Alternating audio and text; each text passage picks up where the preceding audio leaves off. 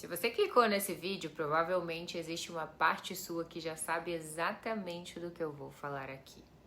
Deixa eu começar te fazendo uma pergunta direta. Você já se sentiu travado ou travada sem entender o motivo? Como se algo invisível te impedisse de avançar? Mesmo quando você sabe exatamente o que fazer. Esse algo que parece te prender se chama auto-engano.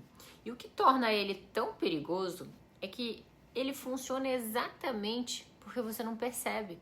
Então a sua mente, ela não está te protegendo, ela está te mantendo sempre no mesmo lugar. Hoje eu vou te mostrar como o auto-engano funciona na prática. E eu preciso te avisar antes que isso vai ser desconfortável. Porque tem algum ponto desse vídeo que você vai se reconhecer. E esse reconhecimento vai ser o começo de uma mudança real. Primeiro vamos entender o que é auto-engano. Na psicanálise existe um conceito chamado mecanismo de defesa. São estratégias inconscientes que a mente usa para nos proteger da dor. E o auto-engano é uma dessas ferramentas, desses mecanismos. E não confunda, auto-engano não tem a ver com mentir de propósito. É distorcer a realidade para proteger a sua identidade sem perceber, sem questionar, com total convicção de que está certa. Do ponto de vista da neurociência, o cérebro não busca a verdade, ele busca duas coisas: economizar energia e coerência interna. Isso significa que o seu cérebro prefere manter uma narrativa que ele já conhece do que confrontar uma verdade que vai exigir mudança, mesmo que essa narrativa esteja te destruindo por dentro. O auto-engano funciona assim: você cria uma explicação confortável para justificar o comportamento que sabe que é incoerente.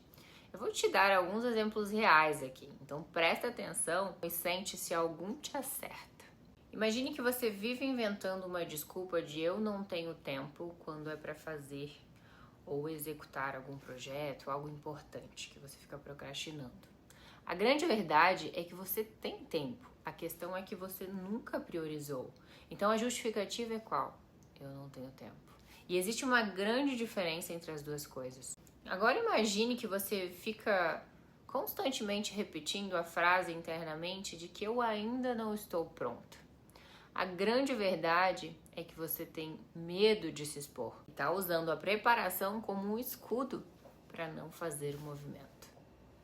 Imagine que não apareceu a oportunidade. É uma justificativa, uma narrativa interna que eu crio para mim mesmo. Aquela famosa frase que a grama do vizinho é sempre melhor. O outro tem oportunidade, mas para mim nunca aparece. A grande verdade é que você nunca se posicionou. Se você é a pessoa que diz que tenta, mas que para você as coisas nunca funcionam, a grande verdade é que você começa, mas abandona antes de chegar onde a consistência exige. A nossa mente, ela não cria desculpas porque ela é fraca. Ela cria desculpas porque é inteligente. E essa inteligência pode ser usada contra você. Você não está travada por falta de condição, tempo ou de oportunidade. Você está confortável num padrão que muitas das vezes não quer admitir para si mesmo. Porque admitir isso exige responsabilidade total. E a mente foge de responsabilidade como ela foge de tudo aquilo que dói. O ego tem uma função primária, manter a sua identidade intacta. Então, se você se vê como uma pessoa que tentou, mas não conseguiu, se você se vê como uma pessoa que não teve oportunidade, se você se vê como uma pessoa que não se reconhecia, o seu sistema vai trabalhar todos os dias para proteger essa identidade. Não porque você é fraca, mas porque a mente confunde identidade com sobrevivência.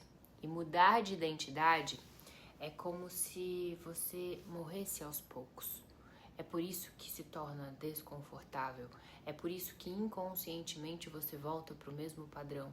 Porque conscientemente você fala, hoje eu vou fazer, vai ser diferente. E 10 minutos depois, o seu corpo inteiro fala o seguinte: daqui 10 minutos ela se esquece. Então você se distrai no celular, então você assiste um vídeo, então você atende uma ligação.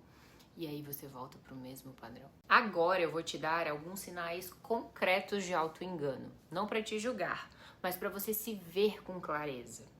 O primeiro sinal é que sempre tem uma justificativa pronta para tudo. rápido demais, como se a resposta estivesse ensaiada na ponta da língua, sabe? Aquela pessoa que você fala, mas vamos pra academia. Não, não posso porque não sei o quê. Não, mas eu tenho médico. Não, mas sempre ela tem uma justificativa na ponta da língua. Mas meu médico falou que não sei o quê. Mas isso eu não posso comer porque faz mal. Mas... O segundo sinal é que essa pessoa nunca assume responsabilidade total. Sempre tem um mais depois. Sempre tem alguém atrapalhou, sempre tem um culpado. O terceiro sinal é que o problema sempre está fora. A família, o mercado, os pais, o trânsito, o momento, o olhar raramente volta para dentro. Geralmente pessoas que operam nessa frequência, geralmente são pessoas mais julgadoras do que observadoras. São pessoas mais convictas do que pessoas que questionam os próprios comportamentos. O quarto sinal do auto-engano é que ela está sempre no quase, está sempre quase chegando lá. Por anos, o quase é o lugar mais confortável do auto-engano.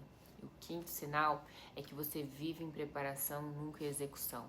Mais um curso, mais uma pesquisa, mais um planejamento e a ação sempre fica para depois. O sexto e último sinal, e esse é um dos mais pesados, é que a pessoa que vive em auto-engano, ela se sente inteligente, mas os resultados não refletem isso. Inteligência sem ação é só conteúdo acumulado e não é evolução. Se você se reconheceu em alguns desses sinais, isso não é fraqueza. É exatamente aquilo que você precisava ver, aquilo que você precisa se auto-observar, se auto-analisar. Porque a gente não pode mudar algo que a gente não identifica, que a gente não acredita que é. E existe um tipo de auto-engano que ele é ainda mais perigoso. Você já viu quando alguém fala muito bem sobre desenvolvimento pessoal, que entende de neurociência, autoconhecimento, comportamento, que consome conteúdo todos os dias, mas a vida da pessoa não muda? Isso não é falta de conhecimento, isso é auto-engano sofisticado, porque a pessoa usa o conhecimento como um substituto da ação. Pessoas assim costumam confundir as coisas. Ela acredita que entender uma situação substitui o fazer. Aprender substitui o aplicar. E a sensação de progresso esconde a estagnação. É aquela pessoa, que entendeu que a leitura é um bom hábito, que faz bem, que é bacana, que torna ela mais inteligente, que torna ela mais cheia de conhecimento. Só que aí a pessoa lê, mas não aplica nada daquilo que lê. Do que adiantou? Mas no fundo ela acredita que entender ela já se tornou aquilo. Não é assim que funciona. Você pode meditar 20 minutos por dia, fazer o seu ritual matinal, gravar stories, ficar linda, maravilhosa, parecer zen. Mas se diante de uma situação que te desestabiliza, você reage de forma agressiva, descontrolada, desequilibrada, do que adiantou entender que a meditação é bom para você? Cada vez que você reforça uma narrativa sobre si mesmo, você fortalece as conexões neurais associadas a ela. Ou seja, o que isso significa? Que quanto mais você repete a mesma história, mais real ela se torna para o seu cérebro. Não porque é verdade, mas porque aquilo se tornou familiar. E o cérebro sempre vai tratar o familiar como seguro, mesmo quando esse familiar está te impedindo de crescer. O problema não é que você não sabe. É que você finge que não vê.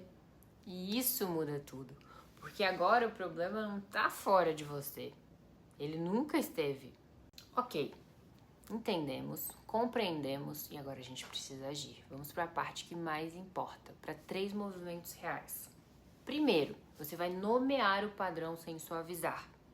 Não é eu estou num momento difícil. Em vez de falar eu estou passando por um momento difícil, eu estou evitando fazer isso. Sem romantizar, sem justificar, o nome exato tem poder. O segundo passo é assumir a responsabilidade sem culpa. Culpa paralisa, responsabilidade libera espaço, libera o caminho. A diferença é que responsabilidade vem com uma pergunta: o que eu faço com isso agora? Terceiro passo para romper com o padrão de auto-engano é criar uma ruptura comportamental imediata. Não amanhã, não quando estiver se sentindo pronta, agora. Uma ação pequena real que vai na direção oposta do padrão que você está acostumado a repetir. O cérebro aprende pelo comportamento e não pela intenção.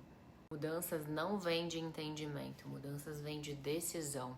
E decisão não é pensar melhor, decisão é cortar o caminho de volta, é queimar a ponte.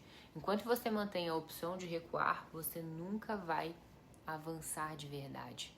A maioria das pessoas vai assistir esse vídeo e provavelmente vai se sentir desconfortável e continuar exatamente igual, porque é mais fácil concordar com a cabeça do que agir com o corpo. Mas quem para nomeia e age, mesmo sem estar pronto ou pronta. E essas são as pessoas que mudam de verdade. E você já está um passo à frente só de ter chegado até aqui. A sua mente vai continuar tentando te proteger, vai continuar criando histórias, pensamentos negativos, mas agora você já sabe o mecanismo. E depois que você vê, você não consegue mais não ver. Depois que você desperta, é impossível voltar a dormir. Se você chegou até aqui, você não é uma pessoa comum.